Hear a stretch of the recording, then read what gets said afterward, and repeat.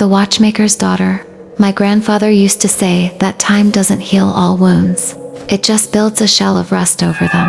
My name is David, and I am a watchmaker. I spent my entire life in the small, damp town of Blackwood, running a cramped horology shop that had been in my family for 3 generations. The shop smelled permanently of machine oil, aged copper, and the dry, sweet scent of old paper. Hundreds of clocks lined the walls, cuckoo clocks, grandfathers, pocket watches, and marine chronometers. When the shop was quiet, the collective tick-tick-tick sounded like a massive, metallic heart beating behind the plaster. For 40 years, that sound was my comfort. But for the last 5 years, it had been my torture. 5 years ago, my daughter Lily vanished. She was 9 years old. She had been playing in the small alleyway, directly behind my workshop, while I was deep into repairing a rare 18th century automaton. I had told her, "Just give me 10 minutes, sweetheart. Let me finish this gear." But 10 minutes turned into an hour. When I finally looked up, the alleyway was empty. The only trace of her was a small, brass wind-up music box I had made for her birthday. Sitting in the puddles of rain, the police searched the woods, the river, and every basement in Blackwood. They found nothing.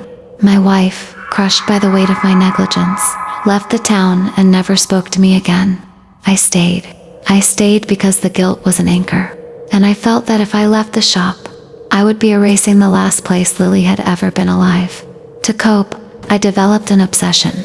I stopped repairing watches for customers. Instead, I began collecting broken antique timepieces from estate sales. I brought them to my workbench, took them apart, and tried to fix them. I had a delusion that if I could just find a way to make every clock in my shop strike perfectly at the exact same microsecond, I could somehow tear a hole in time and pull my daughter back. It was a cold, rainy Thursday night in November when the rhythm of my grief was broken. The town of Blackwood was dead by 9 p.m.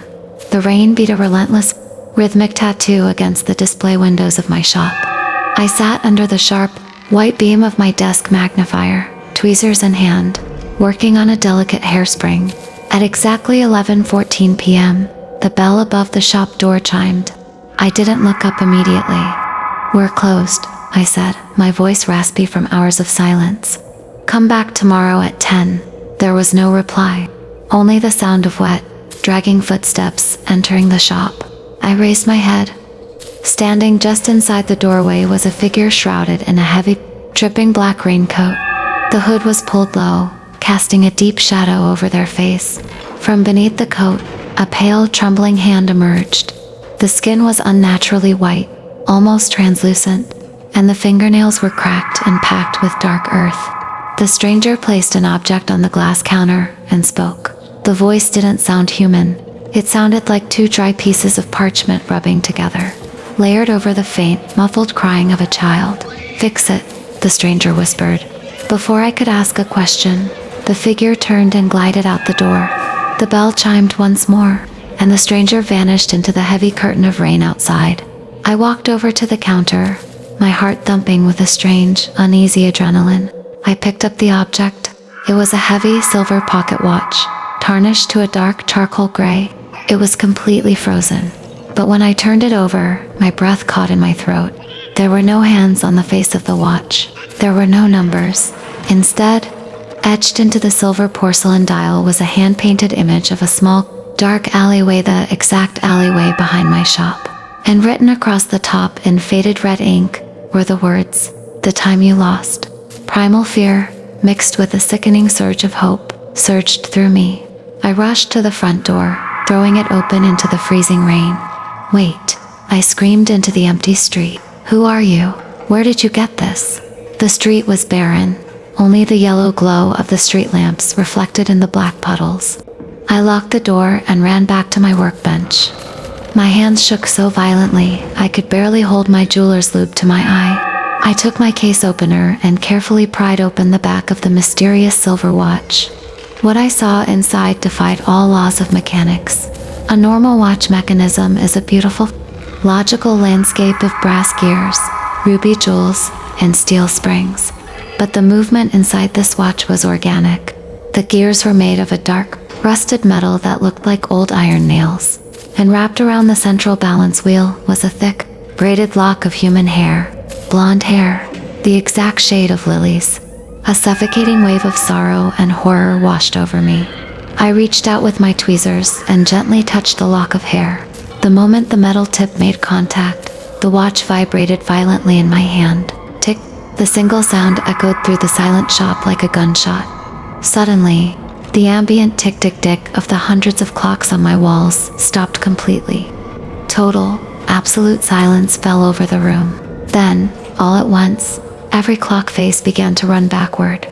The hands spun counterclockwise at an impossible speed. The air in the room turned freezing cold. My breath formed thick white clouds. From the back of the shop, near the door that led to the alleyway, I heard a sound that made my soul freeze.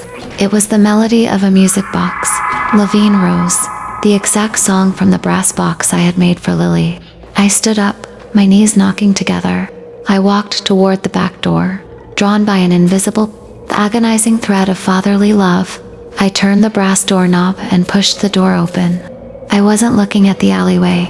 I was looking into a void of thick, gray fog that smelled of old copper and wet earth. Floating in the middle of the fog, about 10 feet away, was a small, pale figure.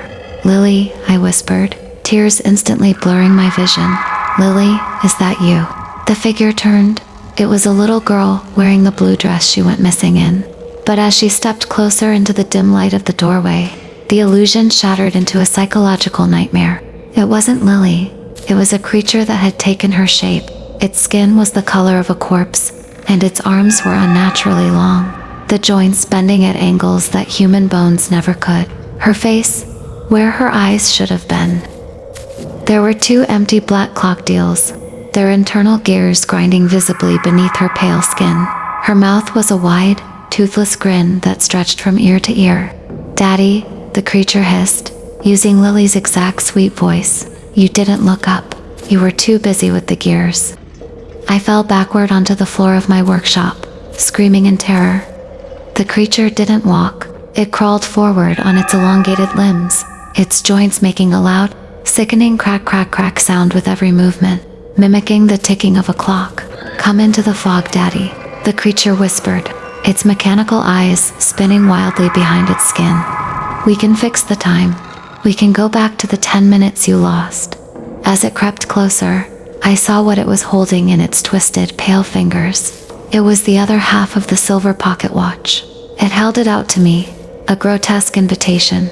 For a single, delusional second, my mind screamed at me to take it. If I go with it, the guilt stops. If I go into the dark, I don't have to live in this empty shop anymore. I can be with her, even if it's a lie.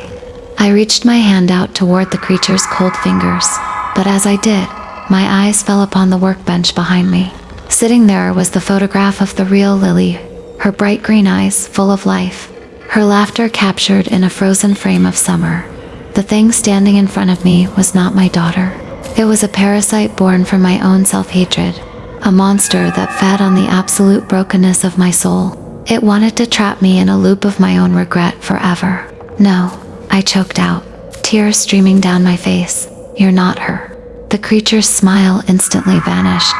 The black clock dials in its eye sockets began to spin at a manic speed, emitting a high-pitched, metallic shriek that vibrated the glass windows of the shop. "You left her in the dark," the monster screamed, its voice distorting into a deep, guttural roar. It lunged at me, its elongated fingers reaching for my throat. With a desperate burst of adrenaline, I didn't reach for a weapon. Instead, I grabbed the heavy silver pocket watch from my workbench. I raised it high and smashed it down onto the concrete floor with all my strength. Crash! The glass vase shattered. The organic gears inside erupted, spraying dark, foul-smelling oil across the floor. The lock of blonde hair snapped. The creature stopped mid-air, freezing in place. It let out a long, fading wail that sounded like a spring losing its tension. Slowly, its pale body began to dissolve into gray dust, turning into nothing more than soot blown away by a phantom wind. The heavy fog in the doorway rolled back, vanishing into the night, leaving only the normal, rain-slicked concrete of the alleyway behind. The clocks on my walls suddenly snapped back to life, their hands returning to the correct, forward-moving time tick. I lay on the floor for a long time, crying until my chest was completely empty of breath. The next morning, the rain had stopped. The sun broke through the heavy clouds of Blackwood for the first time in weeks, casting a warm golden light through the front display windows of my shop. I packed a single suitcase. I gathered all the broken antique clocks I had collected over the last 5 years and placed them in boxes on the curb for the trash collectors. I didn't need to fix them anymore. I couldn't fix the past. Before I locked the shop door for the very last time, I walked to the back alleyway. I knelt down in the spot where Lily had vanished. I took the small brass music box out of my pocket, the one she had left behind, and laid it gently on the brick ground. "I'm sorry I didn't look up, sweetheart," I whispered, the wind carrying my words away. "But I have to live now. For you." I turned and walked away from the shop, not looking back. I knew the grief would always be a part of me, a shadow that walked at my heels. But as I took my first steps out of the town of Blackwood, I realized something the clocks could never teach me. Time doesn't belong to the gears. It belongs to the living.